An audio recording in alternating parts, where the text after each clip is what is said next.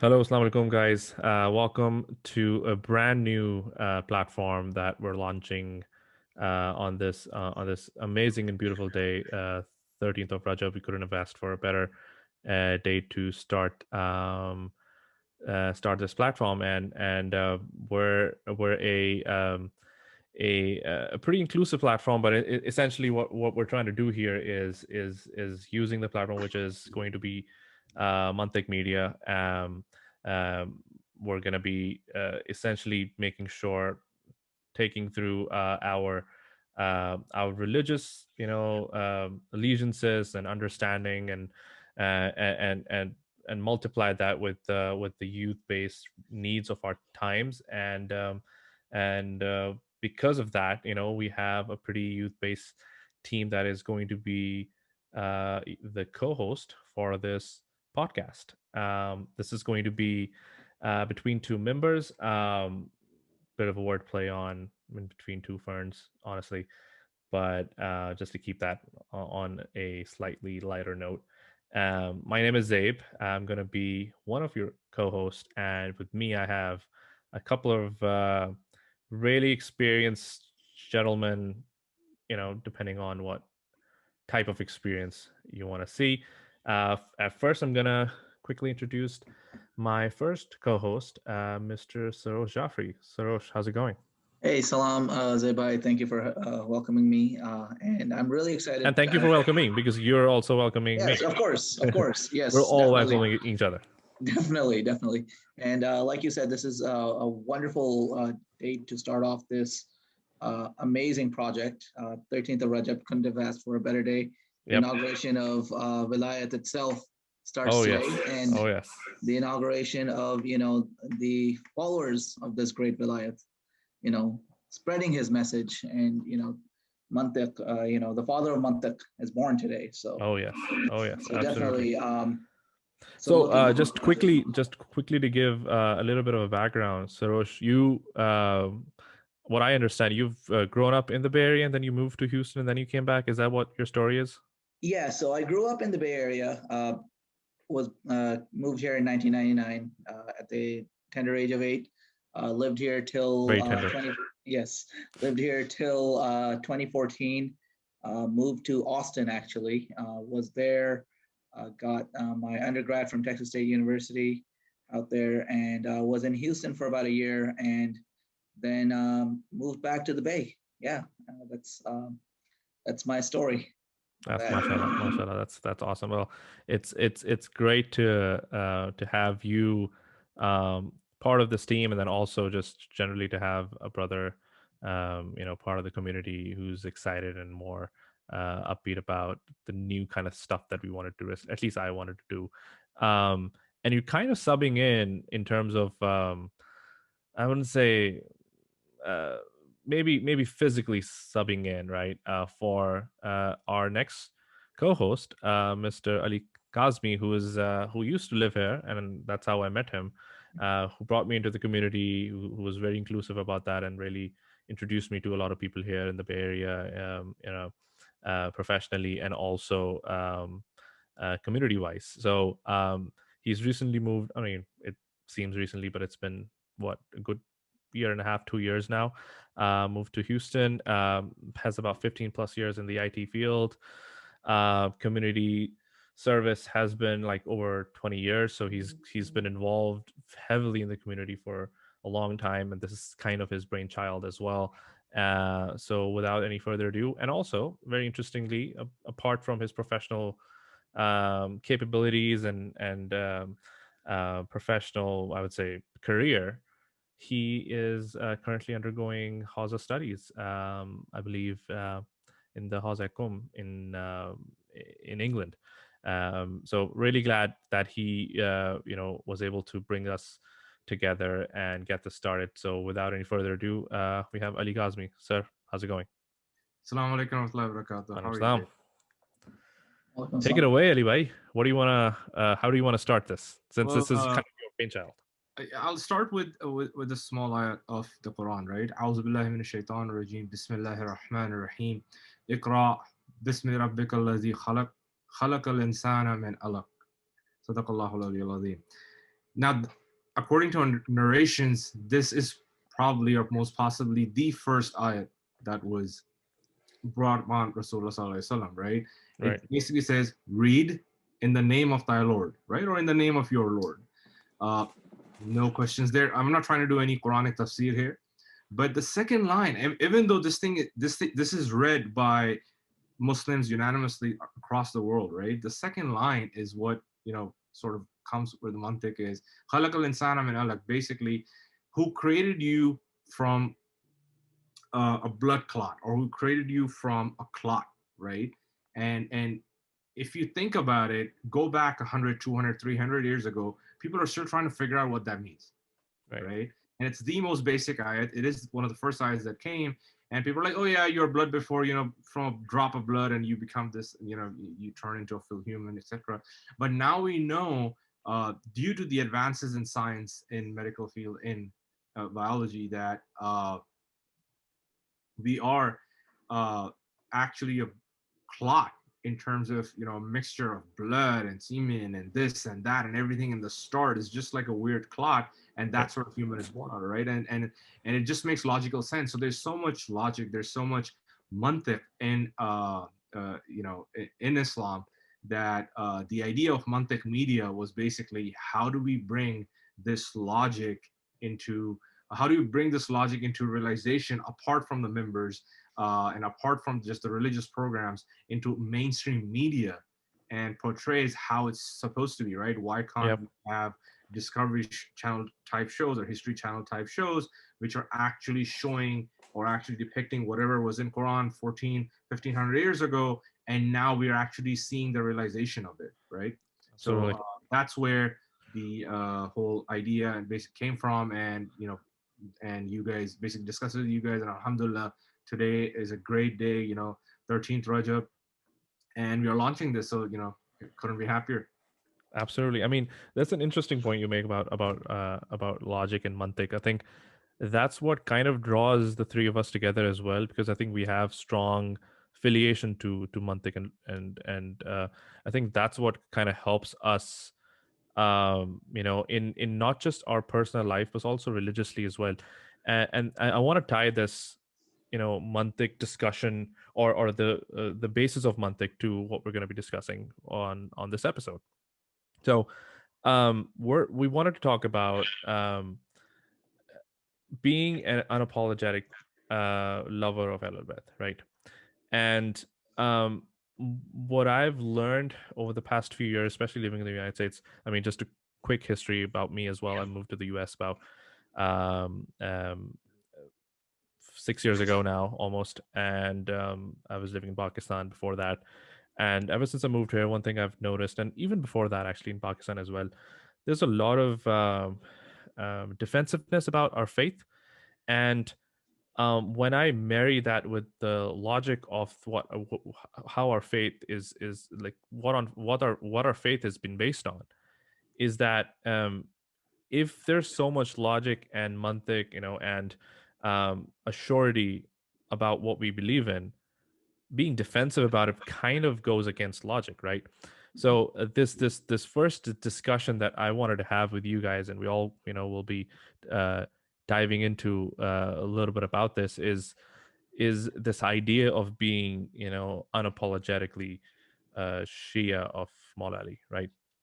And just quickly, I mean, but before we move into it, well, how do you guys define apologetic versus non-apologetic? What are your definitions in your head? Sarosh, why don't you get that? Start us off. Sure. So to me, someone who's apologetic is, as the term implies, apologizing or feels that they need to apologize for the way they are. Mm-hmm. And to me, it's almost like they're not comfortable with who they are. And I think a lot of that goes, the reason you are apologetic is you yourself do not have the understanding for the conviction that you are allegedly supposed to have. Right. For instance, if I don't believe that I am good in a subject, even if I'm being called to be an expert in that subject, I'm always going to apologize about who I am in regards to that subject and then speak on that subject. So so what's interesting there is you're saying that even though you might be a subject matter expert on anything, mm-hmm.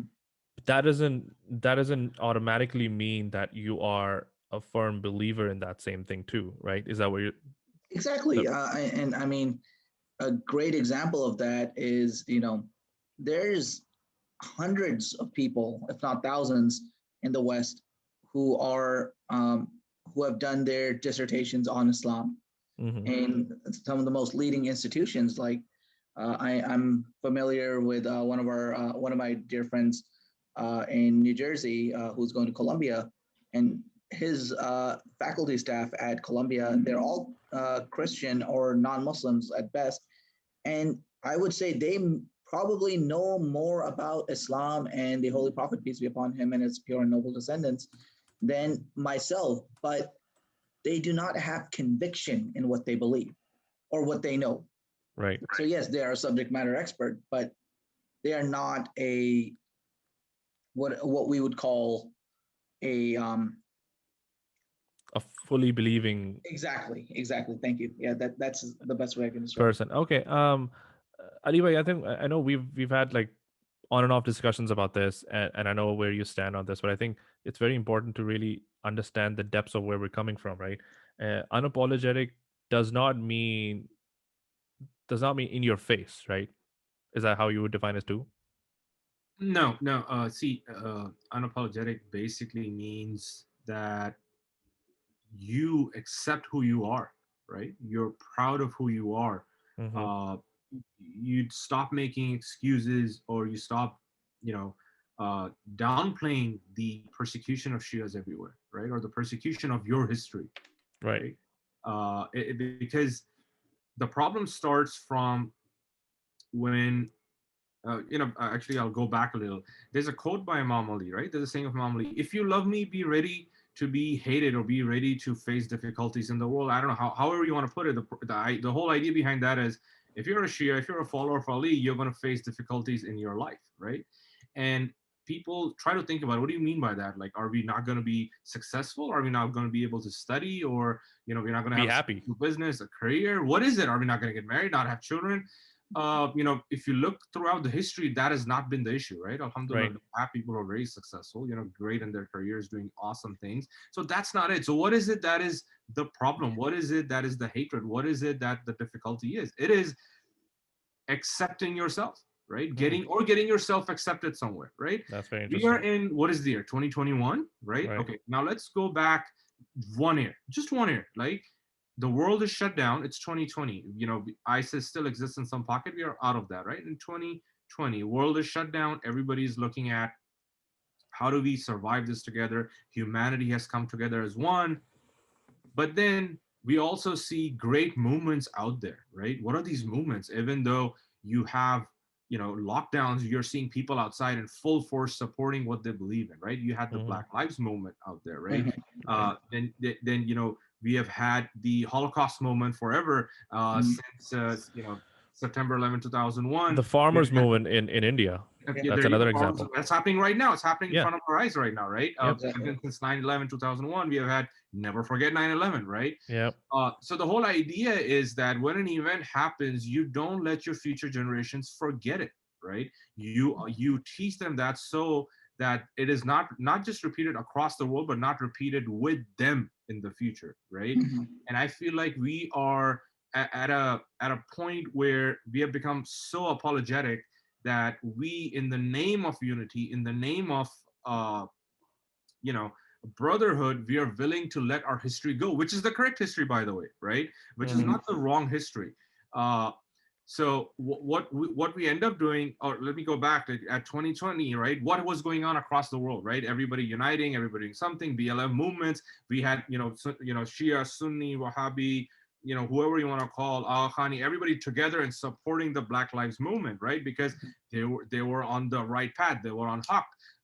Historically, they have been subjugated to, intense crimes, not just actual, in in prisons and stuff, but actual, they have been segregated as a community. They have been downplayed uh as humans. Let's put it that way. They have Institutionally, been dehumanized. not, yeah, institutionally they've Institutionally, been. yes, there, but I'm saying they've been downside as humans. They've been segregated, right? Exactly. They've Yeah. been dehumanized. It's a complete, yeah, dehumanization. Exactly, right. And now they're coming out in full force. Why is it happening now, right? I mean, they've Mhm. been fighting. Yes, we had the civil rights movement, we had all of that, we got the rights, voting rights, this, that. But why did they come out in force right now? Because they knew they were in force. They knew the methods of propagation that they have now did not exist back then. A lot Right. of these movements were on Facebook, on TikTok, on Snapchat, on all these different mediums, right? It was Right. not on newspapers. And a lot of these were started by young activists, not Mhm. old Exactly. people, right? Mhm. So now this is happening all across the world. You're seeing the farmer protests happening right now. Guess what's happening across Pakistan, right? That's where all of us are from, or at least our backgrounds are from. Uh, Mhm. I've not lived in Pakistan, but I was very close. I was born and raised in Muscat, Oman. But Mhm. what's happening? What was happening in Pakistan? There was an active blanket umbrella effect taking place of banning speakers on members, Mhm.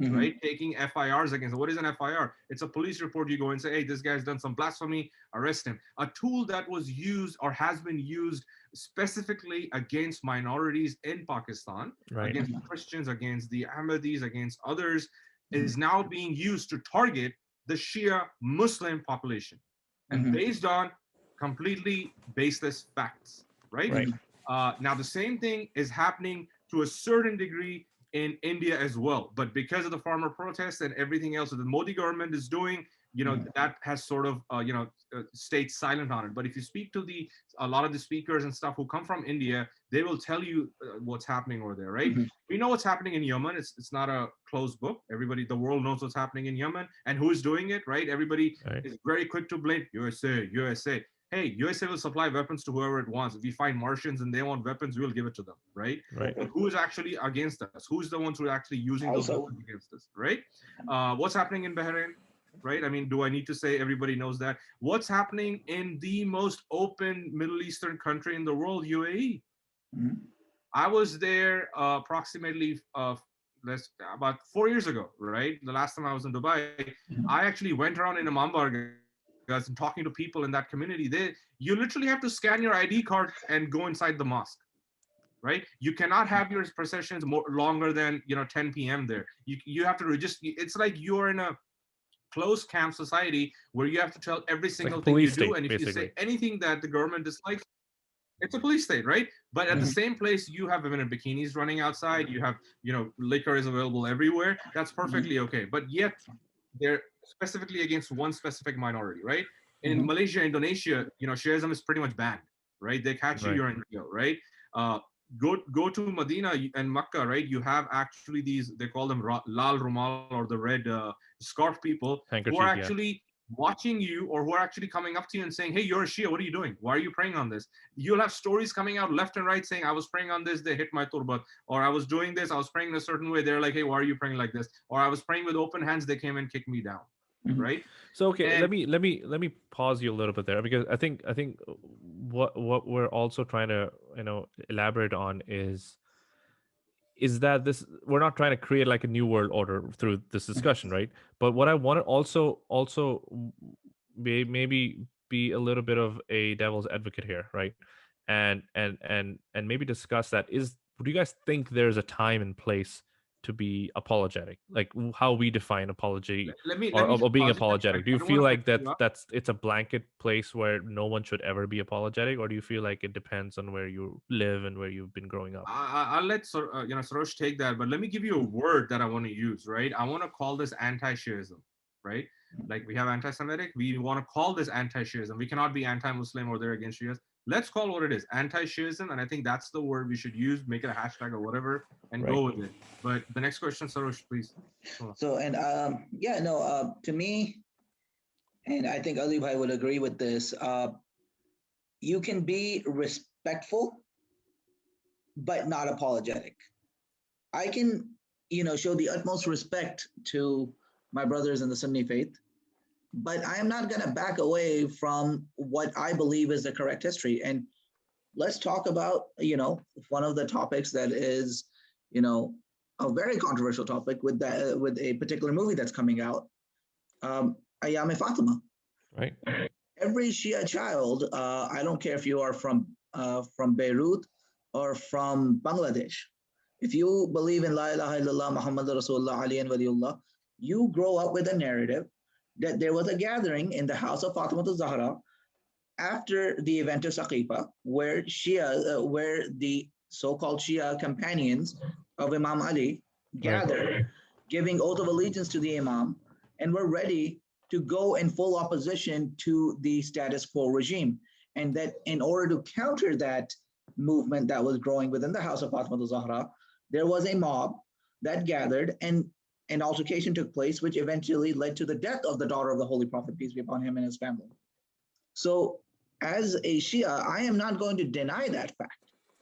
And I don't need to apologize for that. And, Apologize for believing in that. exactly. In quoting the late Shaheed Amjad Sabri in his Ali ke saath Zahra ki shadi, जो बात है अब जाए कोई भड़के अब जाए कोई मर जाए जल जाए मर मर के जो थी बात मैंने बता दी. That's what it is. Right. I mean, it is. I feel like at times we feel that we need to be sensitive to the feelings of others, but here's the thing: I am not the one who is in power. It is not my. I am not the one with the authority to cater for the sensitivity of others, of the majority. I think that's a exactly. very, very important point. I mean, that's exactly where you hit the nail on the head, because I've been struggling with that, thought as well for some time, and I've been thinking, okay, yeah, there's sensitivities, as you said. There's like, we're living in a multicultural, multi-belief system, society where people from different faiths and backgrounds Exactly. live together, and they're, Exactly. you And I interact mean, with them. exactly. And I'll give the example of that. And I know, like in Sabah and in Daribatul, and in Austin and in Houston, we've had, interfaith gatherings. We've had, brothers from the Sunni faith and even the Ahmadi faith come to our masajids and to our Hussainiyas. And, they pray with their hands folded. They don't use a turba. Mm-hmm. It is my job to protect that brother from some uncle or some brother who may not be used to that and be taken aback. Because at that point in time, I am the majority and he or she is the minority.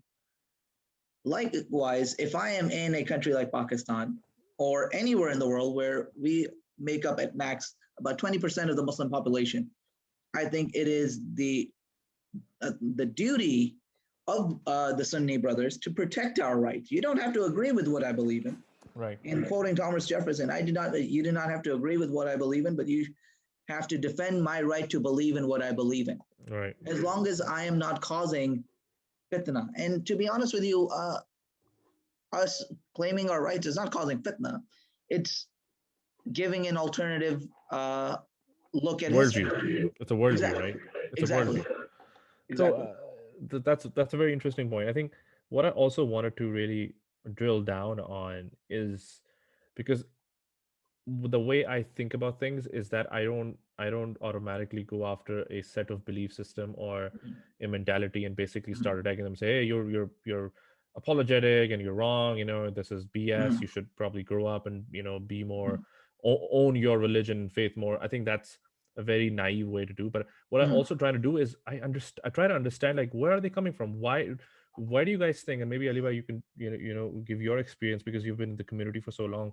Why do you think this apology centric belief system has been perpetrating within our communities? What do you think is the cause of that? Is it because elders who came from countries like India and Pakistan, who are pretty hardcore in terms of what we believe, right?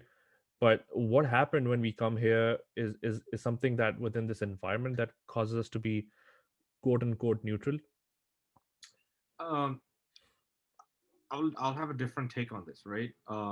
You have to understand first what is being done, right? What has been done historically, right?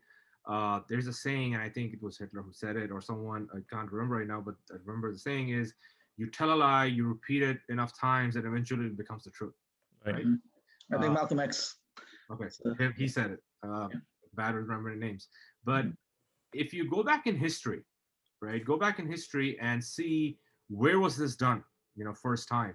You will realize that in the time of Mavia, right, uh, there was a complete propaganda campaign being run against Imam Ali alayhi salam, right? Right. You'll see, and we are very, we are given this notion of, Mavia being, oh, he was an idiot, he was bad, he was this, he was that, and god forbid you go in front of somebody and say, actually Mavi was a pretty smart man, right? Mhm. And you will get the looks and probably get kicked out of the center, right? If it's a Pakistani Indian Desi center, right, you will get kicked out. But if you read about him historically, right, read as a historian, don't read as a as a Shia, lover of Imam Ali, because then you do get angry. But read as a historian, and you will see the campaigns he ran, right? And I'm talking about propaganda, information campaigns, right? Back when internet and phones and all this didn't exist, newspapers didn't exist, it was actually people on camelback and horseback going from city to city, town to town, village to village, and giving the news, right? The propaganda campaign was so influential that there were generations who did not know there was a person called Imam Ali, alayhi salam, right? That's what the history is, right? That's what our history is. Now, if you take from there, now imagine a child being born in that system. And again, the reason I want to start all the way back from there and then come to your question, it's important to realize what has been done in history, right? Now, a child born in that era, when he grows up, he's going to university there, he's studying under different teachers who are teaching him, everything that was done with the first three, amazing. The fourth Khalifa, yeah, he was there somewhere, but he wasn't good enough and whatever, never thought anything about the wars that he fought with or how close he was to the Prophet. And he grows up and he starts, he becomes a scholar and starts writing books, or he starts teaching other students. What exactly happens at that point, right? Now you have a chain of narrations, you have a chain coming from random writers who are saying different things, right? And now that we're discovering these books, we are saying, oh, whatever they wrote, because they were probably one of the Sahaba, or they were around the, they were Tabaeens. around the living Sahaba, don't question them. And I'm not even talking about the first four or the first three. I'm talking about the random ones, right? Like someone like Mavia, right? Or don't question them, right? We are not allowed to question. They were probably doing some God's work, right? Mhm. Now, historically, if you look at the way the Sunni religion is spread, and especially is being spread now, it's very different than the way Shia religion is spread, right? The Mhm. Shia religion, alhamdulillah, thanks to all our jurists, the marjas, the malanas, and the imams, the way they set up the constitution of marjiyat, it has come from person to person in a very secured manner, right? I can share it sometime with you guys. There's actually an unbroken chain of marjiyat starting, at the time of our sixth, seventh imam, and then going all the way till date, right? With Mhm. names and who was the student of who and like that, right? Uh, so it's an unbroken chain, right? And then they themselves had multiple students, right? Multiple Right. students. I mean, the four top imams of Ahl Sunnah are the students of our Imam Jafar Sadiq Right. alayhi salam, right? Yep. And Mhm. so if you go from there, take their books. What does it say in Bukhari? What does it say in Sahih? Right? I can name, I don't know how many different books you have. You have Sunan Nisa, you have Tirmidhi, you have Sunan Dawood, Ibn Majah. All these different books are out there, right? If you Mhm. go through each of these books, right, you will realize the amount of information that has been put there that even their own writers are like, oh, okay, maybe this was a mistake, but we're just leaving it here, right? Mm-hmm. So now what do the alims or the imams or whoever, right? I mean, think about it. Does anybody even think about it? When we say our alims, not the zakirs, the alims who actually were an imama who go to the houses system, it's a very strict curriculum. I'm going through it so I know, right? We have to learn Arabic just to understand Arabic text, right? We have to learn multiple different subjects, etc., right? Is there an institution for the Ahl Sunnah brothers? I think the closest thing would be Al Azhar University. I mean, that's it, right? I mean, in Al Azhar, the way they're teaching is actually the way a Western university will teach, right? Mm-hmm. And it's not a proper Islamic curriculum that they actually go through. That they don't have ilm rajal, something like what we have to, or someone who is becoming a Mulana or going to higher levels have to study constantly, right? It's the chain of narrations, right? We are actually going through the authors and saying, is this guy's correct or not, right? Mm-hmm. A lot of the Sunni alims who are, who is a Sunni alim basically? Anybody who can read Quran to you, can read Taraweeh to you, is a Sunni alim, and he can lead namaz. And now, he goes to a mosque and people start worshiping him, forget even God, right? Mm-hmm. So when you have people like that, and what happens on TV? I mean, open up Pakistani TV right now. You will have, I don't want to name names, but you'll have people sitting on the member and saying, do not go through the Quran by yourself. Do not go through the tafsir books, or do not go through these hadith books by yourself, because it's going to lead you to astray. They're literally saying that Quran says, oh, I can, lead you to go astray. And these are the Sunni scholars. It's interesting you mentioned that, because you're talking about ulama. I mean, I've had a personal experience with this. I had a brother in college. He came up to me and asked me when I was at Aloni, and he asked me, well, I know you're Shia. Why do you give more precedence to Ali ibn Abi Talib over Abu Bakr ibn Abu Quhafa? I told him, look, I can quote you your books. And then at that time, I had just finished reading Peshawar Nights, and I was like, you know what? I can give you this book. It has all the hawalas. It has all the references you need, proving my belief from your books and from the Quran. And his response was, well, I cannot read this without an ustad, because even Rasulullah, na'udhu billah, had an ustad, Jibreel, Hazrat Jibreel. And so if Rasulullah needs an ustad, then who am I? And and there is, unfortunately, this is I guess an institutional error. Exactly, right. And I think if you take the different, and I was saying, right now, if you take the different methods of propagation that the Ahl Sunnah brothers have, it's all about peace and love, right? Mm-hmm. Don't go into the details. Don't go into history. Pray 5 times a day. Keep your fast. Love one another, and say Allah, Allah, and you're good. Right. That's the new way of propagation, right? And this, unfortunately, has started creeping into Shi'ism, right? And that's how you will link that with being apologetically. Exactly. As I said, I was coming to that, right? That's exactly where the bridge is, right? Because now the new generations, and again, I'm going to honestly say it, because I'm not, alhamdulillah, I'm not going to be sitting on members and trying to take money, so I don't have to worry about who's paying me and who's not. A lot of this is our own fault. A lot of this is the fault. As the members have grown, right? And by members, I mean the ulama have grown, and we have had a lot new masajid, a lot new centers opening worldwide. So the members have grown. The knowledge is spreading. A lot of gain that we have had from these members, unfortunately, has been the cause of our decline as well, right? Because we do not the excess of anything can be an issue as well. Exactly. And it's been a problem where you have majority of these centers catering to the immigrant population, right? Where, I mean, think about it. I don't want to name names again in cities, but you have some of the most progressive cities and the most progressive centers in the United States of America, and yet you find in the same city, a couple of miles down, you'll have a convert center. That's the Shia we're talking about. I'm not talking about Ellison. I'm talking about Shia, right? We have converts. What are we doing? Right? There's a certain gap, right? I've sat with ulama who have said that we do not know where our third generation from now is going to be, because people are leaving Islam, people are leaving Shi'ism because they don't understand it, right? We have infighting everywhere. We don't have ulama coming on the same table and discussing these needs, but we are discussing multiple other things. But we are willing to go and do interfaith. We are willing to go and do intrafaith, but we are not faith, forget faith. We are not even willing to do intra-Shia right now. That is the necessity, right? I'm currently in Houston, and I see this every day. 9 ulama, imama wearing ulama. I'm not talking about the Zakiri, they're separate, and they can't come on the same page together. Right. Exactly. Right. They're centers like within few miles of each other. Exactly. And adding to what you're saying, Ali Bhai, is even the zakir or the alim who's sitting on the member, you have to look at who's, there are obviously people that are funding these institutions, these centers. And, if I'm a well-to-do guy and I have most of my friends are Sunnis or Wahhabis, and I want them to come to my center to, quote unquote, learn about my religion, I don't want them talking, the island that I am paying to be talking about certain personalities. Yep. Because here's the thing, I'm going to have lunch with these guys tomorrow. That's gonna be And, one awkward have lunch. business Exactly. deals. Exactly, and I think that is the major problem, right? Where when we become, where do we become apologetic, right? Let's come to that, right? I mean, I don't know about you guys. I am, on all, pretty much all the different forums, be it Shia Chat or be it Reddit or be it some of these other Shia forums that are out there, and just watching and observing what these Shia kids are talking about, or what the youth are talking about, right? And the problems that they're facing, because these are the problems that I faced way back in the day, right? Being a Shia Chat member for a very long time.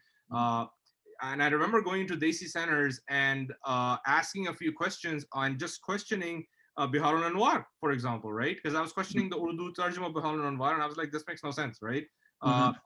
And I was told by uncles around a specific zakir to stay quiet, please, right? Or just please leave the room, or go ask this from an alim, right? And I'm like, then why are you quoting something that you yourself don't understand? And Allah, has himself said it in it, that there are some things in here that I put because I liked it, or I'm not sure about this or this, but I'm putting it, right? Because I found it, right? Exactly. So if you have that culture in a center, it's not going to work, because right now, this is the age of information. This is the age, and let me go forward, add another word. This is the age of instant information. Something is happening somewhere else across the world, thousands of miles away, and I can find out about it much faster than a news organization can. Right. Right? Exactly. And exactly. You might know about it before the people who it's happening to. exactly, right? Yeah, And because of that, the generation now that is coming up, it doesn't even, people don't have Facebook. They're like, oh, we'd rather go with TikTok, we'd rather go with Snapchat, right? And all these platforms that are allowing you really small pieces of information, which are super contained, and they just are up to the point, in your face kind of thing, right? Because they just, whatever the information, give it to us now and go away. Don't give me a description, right? So when they have a question, when they want to come and question you on something, and you send them away, guess where they're going to go? They're not going to their Sunni friends. They're not going. They're just like, you know what? Forget this religion. I'm done with religion itself. Right. Yeah, I don't want any form of regulation, rules, or whatever you call this religion thing, right? So, And so we are yeah, go ahead. losing our youth because of that, right? And when it comes to, I mean, the point I'm trying to make is, being unapologetic or apologetic comes at a later point, right? Even before that, we have to understand where these people, me and you, we are unapologetic, right? We understand where we're coming from. But then when this is happening now, the last point I want to make, and I'm sorry taking some time, but I'll get back to you, is what happens when on the member you hear something, and you read some books, you hear something, and then when you're in private conversations outside the centers, you hear something, and then you start questioning this whole thing of, okay, why are we silent about this, right? Okay, I'll be pretty honest with you. So if something happens to my grandma and I find out who has done it, what do you think I'm going to do? Am I going to stay quiet about it? If something happens to a friend, what am I going to do? Do you really think I'm going to stand quiet about it? I've seen people throw fists in centers, Shias throw fists in centers, just because their friend was said something by another friend, or tabarruk. Right. Or what kind of matam you want to do? Or can you do zanjeer here, tadbir here or not? Can you do zanjeer here or not? People have thrown fists, right? Now they're willing to do that, but yet when you sit on a member, when you sit somewhere, you're not willing to tell the truth. So when a kid is growing up and you're telling him, tell the truth, lying is bad, tell the truth, and yet you are not coming out with the truth, what are we doing? Right? And just the last thing, historically, if you read any of the Ahl Sunnah books, forget Shia books, I don't want to talk about them, right? I read probably more Sunni books than Shia books anyways. Read more Sunni books and you will see the event of Fadak, before that, event of Saqifa, the event of the Dora Bibi Fatima, right? And then Fadak, right? Let's say, they say, oh no, Fadak didn't happen, it was a managerial issue, it was that issue, or fine, we'll take that away. No problem, right? Okay, the Dora Fatima was not really killed, some person named Nicholas, he did this, we'll take that away. No problem. We'll take it away. Okay. But it is proven from your books that Saqifa did take place and nobody's denying it, right? In Nobody's fact, denying it. you're proud of it. You're You're proud proud. of You're actually. saying, yes, that happened and we did this, right? Nobody denies that. Okay. So we have an agreement there. Nobody denies that Omar actually had an issue with Imam Ali not coming to Saqifa. Mm-hmm. Nobody is denying that, right? And nobody's denying that, yes, he had a disagreement because of which he could have sent some men. There's 50-50 split within the Sunni scholars on this, that he could have sent some men to the door of Bibi Fatima, right? But let's forget what happened, right? But to the door of Bibi Fatima, this happened. And according to Sunni narrations that they said Talha and Zubair are amazing and awesome people, and they're not according to what Shia say. They say they defended Imam Ali at that time. Right. We have three narrations, right? They agree Saqifa happened. They agree Umar was, sent. He was very, very angry, so he sent some men to Bibi Fatima's door. And Talha and Zubair were defending Imam Ali, right? Now, forget everything. We have these three narrations, right? Can we agree based on these three? And then let's go 6 months down, right? Forget Fadak too, because they have disagreements. So let's go 6 months down. And from Sunni books, verified golden chain hadith that says Bibi Fatima, while she was on her deathbed with her last, what did she say?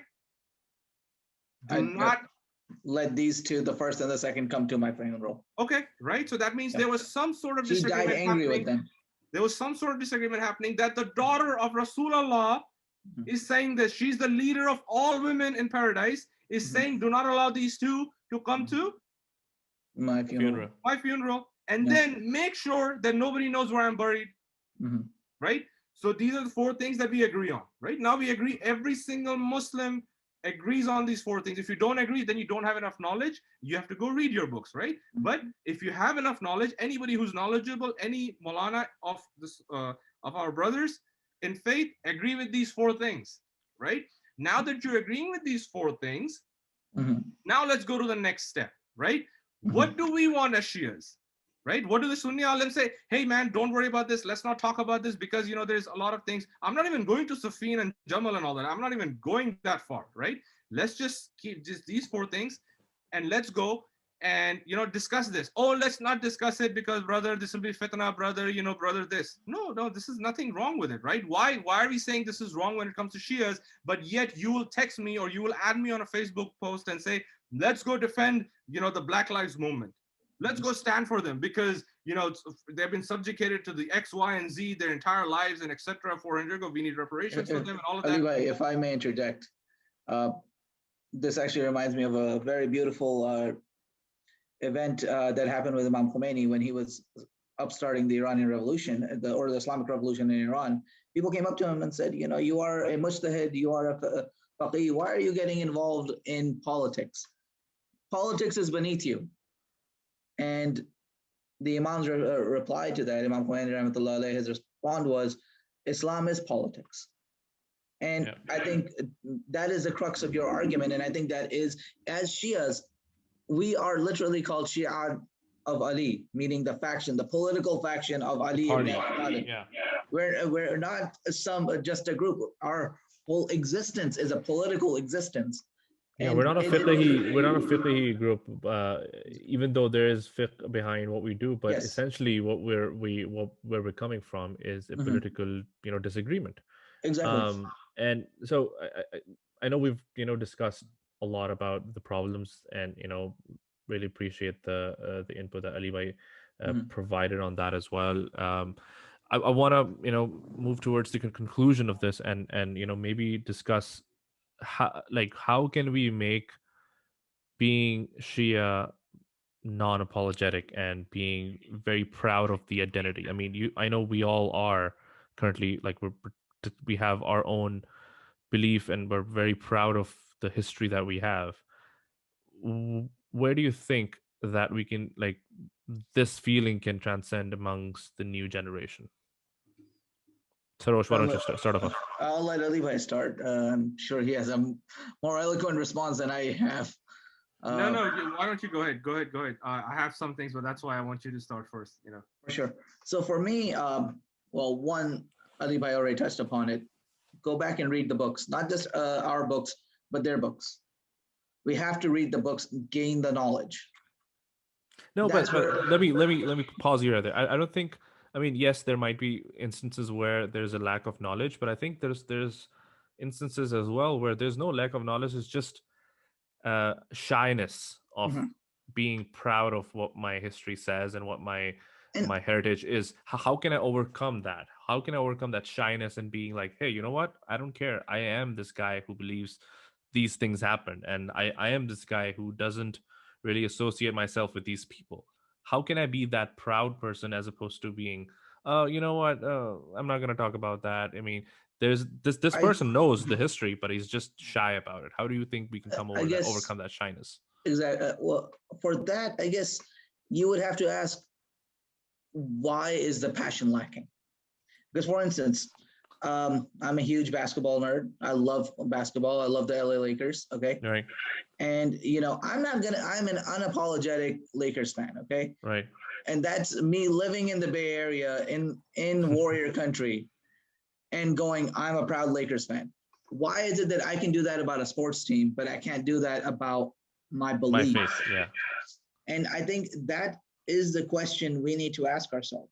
Then perhaps maybe is it the lack of knowledge or is it the lack of understanding? Because you can have knowledge about something, but still not understand it. Right. And you're not going to have conviction in something until you fully comprehend it and accept that as the truth. I think, and before I let Alibai speak on this, I think where it also stems from is just trying too much to be accepted, right? And Yes, that's a personal trait that people might have based on their, their history, like where they're coming from. Maybe they weren't really accepted in the communities they were before. Maybe they weren't accepted in the families they've been living in. Maybe exactly. they didn't have It's so a many sense friends of wanting to belong. wanting to belong. So that, I mean, especially immigrants, they tend to have that, right? Because they've Mhm. left their homelands and they want to make sure that they want to build the same Mhm. camaraderie here as they had back home. So they Mhm. kind of like, there's a thin line between wanting to fit in and then forgetting where you're from as well, right? So Exactly. that And I mean, identity crisis kind of creates that, that I feel like that kind of yeah. creates that feeling of, hey, you know what, okay, that happened 1400 years ago. I Mhm. wasn't there. Nobody was there. So okay, I'm just gonna plead the fifth on this and Mhm. hope that Allah doesn't throw me in hell because I plead the fifth. Exactly. And I think you brought up a very interesting point, Zabai, especially where we forget we're a minority within a minority. Right. Yeah. Yeah. So, like, if I see someone who is from Ahl Sunnah, right, at least I can say that this person has the same belief in the one God and the messenger of God, Right. right? And, at least I can go pray with him Right. and I can go to his house and eat his food. Yeah. Break bread with him. Yeah. And exactly, break bread with them. Why would I want to stir the pot when things are going good? When I already know that I am in an alien foreign land. Yeah. I have nowhere to And go. Yeah. I think that's what it goes back to is we have a sense of belonging, not realizing that, well, this is home and we have to chart our own course here. And Right. we can still be brothers in faith, like Amir al-Mu'minin said, you're my equal in humanity or my brother in faith, Yeah. but doesn't mean that I have to agree with everything that you are arguing. Oh. I think the easiest thing is that the guy that you're relating with and you don't want to really upset that person, Mhm. that's your biggest that should be your biggest inspiration because he's not or they're not back bending over backwards to really Exactly. suppress their own belief. They're pretty open about the fact that they love certain people and they adore them, and Mhm. they mention that in front of you. They tag you in those posts, and they're Exactly. very open about it. And so if the other guy and you're open about accepting them, let's have Mhm. that basically repeated from the other person as well. So be confident that okay, maybe you don't want to mess up this relationship that you have this with this friend, but have some faith in this other person as well. Maybe he's the guy who accepts you for who you are, and if they don't, then you're clearly hanging out with the wrong people, right? Exactly. And sorry, Ali, if I keep taking your time, uh, but the thing on that is I do not necessarily need this person to accept my beliefs. I Yeah, just need them absolutely. to accept me for my beliefs. Exactly. Absolutely. And Just like I do for yeah, them. exactly. And I think that is where we need to start is, you know, stop trying to fit in everywhere. Yeah. Life is not about fitting in. You don't get much done if you're just fitting in and going with the crowd. Yep. Yep. And, Absolutely. and like you mentioned, like if that person really feels so bent over, pent up about what you believe, maybe that's not a person you should be associating with. And that's where our concept of tabarra comes in. That's an actual, your disassociation with people who Are do toxic. not exactly talk. Yeah, exactly. You can be positive and, live in a pluralistic society, or you can be a toxic human being and, be passive aggressive about everything. Anyway. Yeah. I think some great points made, right? I was making some notes just so I don't go all over the place. But one of the points Sarosh made was, and I think you made was, when we are immigrants who are coming in, right? Uh, See, the problem is when we come here, we need to realize that we are not in Pakistan anymore, right? One of the biggest problems that we have in this community, in the Shia community in the United States, is we come to the USA and we want to create another Pakistan here. We want to create a Karachi here. We want to create Lahore. We want to create Islamabad, or we want to create another Hyderabad, or one of these other countries cities in India. But that's not what our kids want. That's not what the youth which has grown up here, which is going to the elementary school here, middle school here, high school here, colleges here, and then entering the professional life. They do not want that. They don't want the Pakistan. They have not seen your Pakistan. They have not seen how you used to do Adadari there. They have not seen any of that, right? But yet we take that and we force it upon them, right? We literally take the full hose and you want to put that in their mouth and say, this is what you want to do. Satyabhai is the best that ever lived.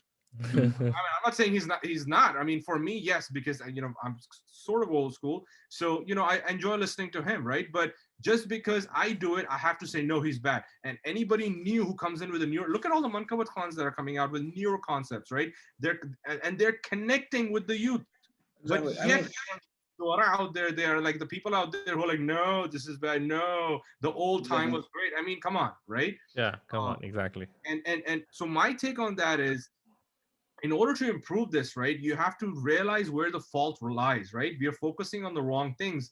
What is the major curriculum in the United States when it comes to Islamic studies? It's from the Sunni school of thought, right? There's only one in the entire United States, I think, a specific department based on Shia studies in New York University, and it's being led by Sheikh I'm forgetting, Sheikh Jafar something, or Sheikh something. Fayaz Jafar. Fayaz Jafar, right? It's being led by brothers Fayaz Jafar, right? Yeah.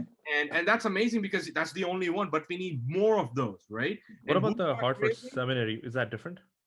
Sorry? Yeah, that's different. The Imam Ali chair for the Hartford Seminary. Okay. The one that Sayyid Amar Nakshani was used involved to share, in. Yeah, that's different, and he's not there anymore. So I mean, I don't know. It's in a state of limbo, but currently operating as of now, it's out of NYU, right? So we need that. We need to change the curriculum, right? Go ask any Shia kid who has studied here in high school or who has taken one Islamic class or any religion class in college or university. What are they going to tell you? Oh, we were, hold on, we were, this is not Islam. This is not the real Islam. Why? Because they're being taught from the textbooks of, the focus is mostly on Sunni studies, right? How many organizations have challenged that? None. Do you ever hear that's being challenged in Ummah, in all those big, Muslim Congress and all them? Yeah. Muslim Congress. Any of these is that being addressed? No.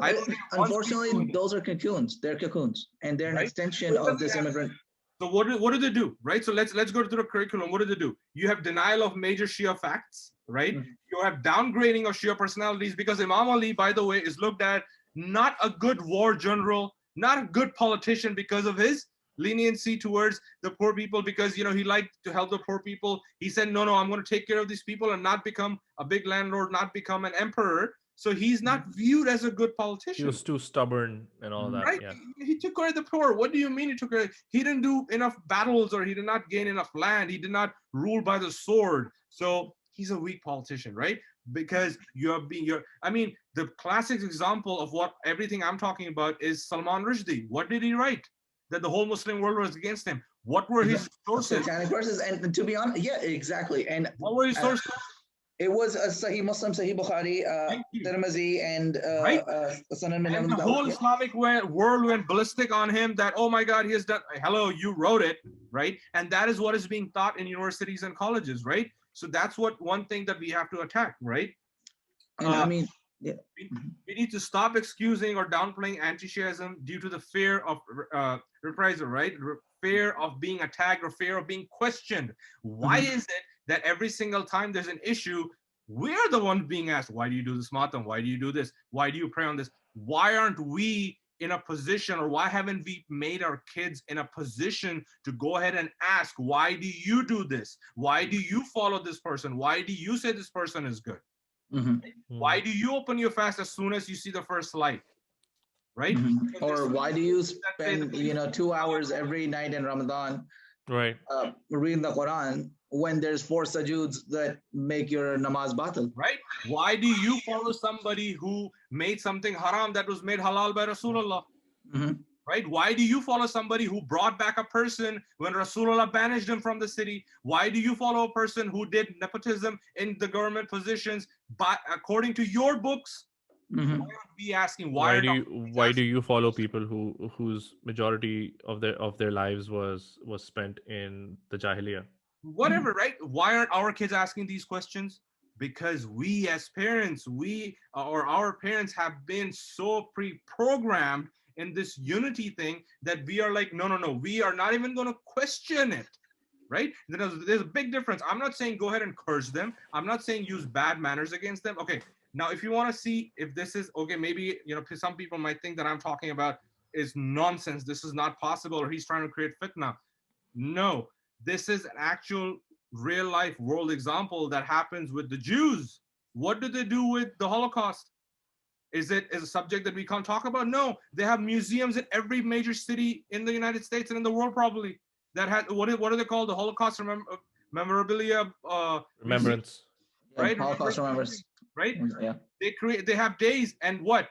So are you telling me in Germany they're not allowed to talk about, or aren't Jews allowed to talk to Germans? I think another aspect of that is the fact that non-religious Jews, like only Jews by race, even they have strong feelings towards the Holocaust, as opposed to, like, they might not care about the religion, they might not care about God or anything like that, but they do still propagate and feel strongly about the Holocaust, which gives an indication that, hey, it's great that you're religious, it's great that you're following all the tenets of Islam, but even if you're not doing that, just be human enough to stand up for what's right. You don't have to be like a Maulana to admit whatever wrongs happen. Exactly my point, right? That's something we have to teach our kids to, when they come to that, they can counter with this exact same argument. Holocaust happened, and we are again, what we are simply saying, that no matter where hatred is, no matter where zulm is, we are going to resist it. As Shias, we are going to do that, but that does not mean that we are not going to remember the hatred or resist the unneeded attacks on us for no reason, right? And that only happens if you're giving this information to your youth. Why are we so afraid of talking about it? There's no fitna in this. This is history, right? These are historic facts, and because we can't be indifferent when you see or when you're witnessing historic lies happening, and then because of some political gains or whatever you want to call it, you're willing to accept the manipulation of your history, so that now the kids, when they come and sit with they have Sunni friends. I have Sunni friends, right? When they sit with their Sunni friends, they're afraid that, oh my God, if he asks me, can I open my fast 10 minutes later? Why is it such a big deal in MSAs? Or I'm hiding away. I mean, which honestly, I've done that as well. I'm like, I go to a place, few minutes late on purpose just to avoid that awkward phase when I'm waiting to open my fast. So I've been guilty of that myself. But that's right? that's how we've been programmed, unfortunately. They're never afraid to ask you why, because their ulama do not tell them that don't do this, don't do that, don't ask them these questions, because they're actively taught, they're actively told that these are Rafida. These are the people who do this. These are the people, don't follow them, don't listen to them. You're going to go away from faith. Yet our people who sit on the member, look, you have to realize one of the biggest mistakes we do is we call Maulanas from Pakistan who have no idea how USA Exactly. works, who have no idea. They've never been to high school here. They've never been to college here. They've never been in professional life here. Yet they come and tell our kids what to do from members. Exactly. And I mean, adding to that point is, and I've been having a conversation with Sheikh Hussein Makki, who's in Colorado. I'm sure you're familiar with him. And, one of the issues we have is there is no interaction with the indigenous Shia population. The immigrant, I mean, Houston's a prime example. Like, how many people from any of the Imam Bargas have been to Masjid al-Rasul in the third ward? Right. Very few. And they I have met people that that have said, oh, we didn't even know there were black Shias. Right. Yeah. Yep. And, we need, ulama who have grown up here, both, from our community and from the indigenous community, because they carry a unique perspective that, as you've mentioned, that not many people would have that. Exactly. I think this has been a fantastic discussion, guys. I really appreciate. Before we end it, I just wanted to add one quick thing. I think, the problem that we've discussed being, unapologetic and apologetic, or, not really owning up to your faith as much. I think no matter where it came from, no matter where it originated from, I think it happened, and maybe because our parents and prior generations escaped a place where there was so much conflict, they just wanted to come here and basically avoid it altogether. So you can discuss the merits and demerits of of whatever that strategy meant, but the fact is that it kind of like created the environment that we're currently living in. And only discussions like these, the reason why we have these discussions, is to start slowly turning the tide away from it. I think things have happened. Great, it's in the past now. I think what we should be doing now is looking into the future and making sure that like Ali Bhai mentioned, that we're not making those same mistakes, because the circumstances are completely different to what our parents or prior generations who moved here they faced, right? So we're in a very safe spot where we can be open about our opinions. We can be proud of who we are. We don't have to be scared. We don't have to try to fit in, as Sarosh was mentioning as well. So I think this is imperative that we basically own up to the mistakes that we made, but then also move past it. So Sarosh, any final words before we have anybody finish it up? No, I mean, yeah, I definitely agree with what you have said. And, these are important discussions. And of course, these are very important topics. And this is, again, like, I'm so glad that we are part of this, of Mantiq Media. And, we're having these discussions. Right. And, I know that the name is In Between Two Members as a play on In Between Two Ferns, but honestly, this is what it is. This is a discussion that, like, we are not ulama from the houses of Qom and Najaf, Ali Well, Bhai, just Ali Bhai probably Ali Bhai, but Ali Bhai probably Exactly. said in his heart, like, speak for yourself. Exactly. But in reality, we are the people between the members.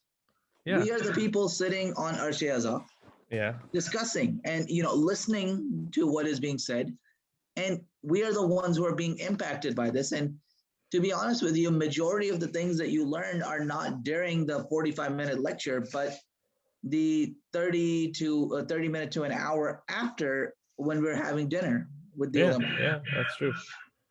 The after party, as we like to call it. Exactly. Exactly. So yeah, no, I mean, and definitely this is, obviously a very important topic to discuss, and it can be discussed even further. But, these are the type of topics we need to discuss. And, this is. And we'll be holding a lot of these types of discussion in the down the line as well. So I think this is definitely a strong start to make. Ali Bhai, take it away. Yeah, I think this has been great, right? And just continuing with your ending statement of the after party. Right, when you're eating food or when you're outside in the parking lot, that's when a lot of discussions happen. And sometimes with the Malana, if the Malana is open to discussing a few things, right? uh, I have a suggestion that if people could figure it out in a way that maybe if it's a 45-minute majlis, maybe 30 minutes or even 20 minutes of that should be a lecture, and the rest should be actually an active interactive session, right? And a question Mhm. and answer where you're getting together and sort of just discussing taboo subjects that are not supposed to be discussed in a immigrant household, right? But they exist in Mhm. Islam, right? And when our youth encounters it, uh, they're all like, well, okay, here it says something else, but you have taught me something else. What's going on, right? uh, I'll end with this, right? We are becoming super passive, introverted, apathetic, and our silence will be our downfall, right? And I think we are seeing that actively in communities as this is happening, that we are losing our youth because of this, because of our two-faced approach of saying bad on one side and then saying, oh well, let's be friends on one side, right? uh again, we are against, from one thing media, we are against the cussing, we are against taking names, we are against shouting slogans, etc. But we are not afraid, and we will bring the truth out, right? This is truth that is in history, and we are not going to let history be manipulated, right? History is there. We are not going to let lies overtake history. We are going to show what history is in these arguments, right? And in the end, I would like to say that our Shiism, or us as Shias, it manifests differently in all of us, right? In every single one of us, we are, we manifest this differently. But no matter how you manifest it, be proud of it, right? Own it, love it, display it, right? Be someone who, when somebody sees you, say, oh, he's a Shia, right? Don't be afraid of that, right? uh, but at the same time, uh, you know do not be careful of around who you are, right? When they say akhlaq is the most important thing, be with akhlaq. Don't hide who you are. Same way the Jews do it. They have akhlaq, but they want to explain to you what the Holocaust was, right? Or they want to, or the Jehovah's Witnesses, they want to explain to you who the Savior is, right? So be like that. For example, a very small thing in Africa, they didn't start out by converting people, convert to Christianity, or we're going to get rid of you. No, they started actually opening medicine, hospitals or small clinics and all of that. And then slowly, when they saw the akhlaq of these people, they came towards Christianity, right? So that's how we need to do it. So education is super important. Educate yourself. Every single child should read Peshawar Nights at least once when they're in high school or at least in middle school, right? With that said, uh, be proud of who you are and be Shia unapologetically. So, assalamu alaikum wa rahmatullahi wa barakatuh from me.